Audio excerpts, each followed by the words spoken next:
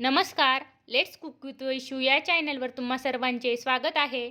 आजची रेसिपी आहे चमचमीत वांग्याची भाजी. हे बघा, आपली वांग्याची भाजी किती छान रसरशीत दिसत आहे. वांग्याची भाजी आवडत नसणारी मंडळी फार कमी आहे. ऑफिस डब्यासाठी हा भरल्या वांग्याचा बेत तुम्ही नक्की करा. सगळे आवडीने खातील. ही वांग्याची भाजी अतिशय चमचमीत होते. चला तर मग रेसिपीला सुरुवात करूया. त्यासाठी इथे मी पाव किलो वांगी घेतली आहे. वांगी स्वच्छ धुवून घ्यायची आहे. नंतर वांगी आपण कट करून घेणार आहोत.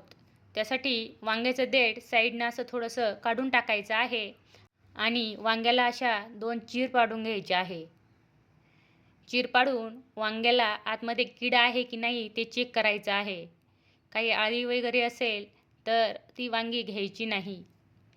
हे बघा, इथे अशा प्रकारे वांग्याला 2 चिरा देऊन घ्यायच्या आहेत आणि अशा प्रकारे मी इथे सर्व वांगी कट करून घेतली आहे. नंतर 5 मिनिट वांगी पाण्यामध्ये ठेवायची आहेत.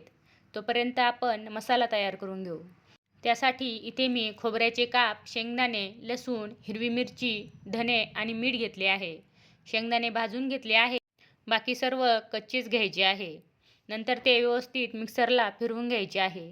हे बघा, आपण इथे पाणी टाकून व्यवस्थित मिक्सरला वाटण तयार करून घेतले आहे. ते वाटण डिशमध्ये काढायचे आहे आणि त्यामध्ये हळद, लाल तिखट, गरम मसाला टाकायचा आहे आणि व्यवस्थित मिक्स करून घ्यायचे आहे. इथे आपण मसाला व्यवस्थित मिक्स करून घेतला आहे.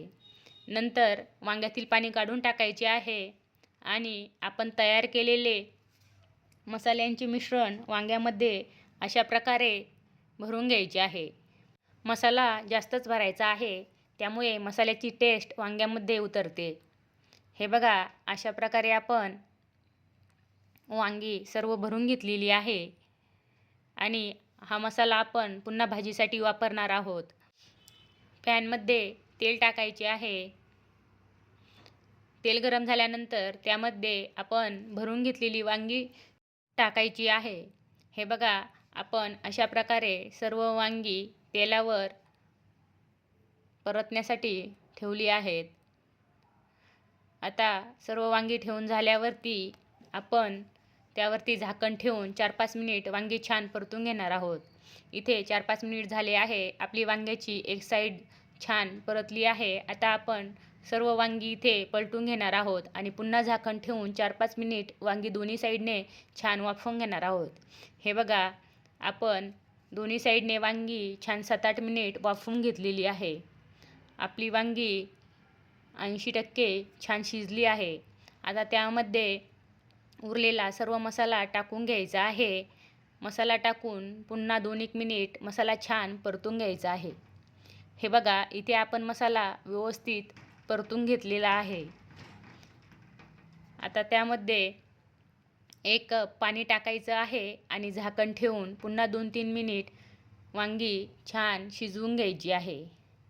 हे बघा, इथे आपण झाकण ठेवून वांगी पुन्हा 2-3 मिनिट शिजवून घेतलेली आहे. आपली वांगी छान शिजली आहे. वरून कोथिंबीर टाकायची आहे.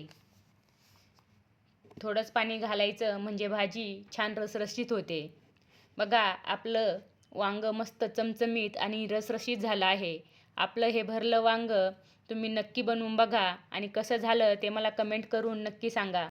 आणि असं भरलं वांगं पुन्हा कोणाला आवडतं तेही सांगा.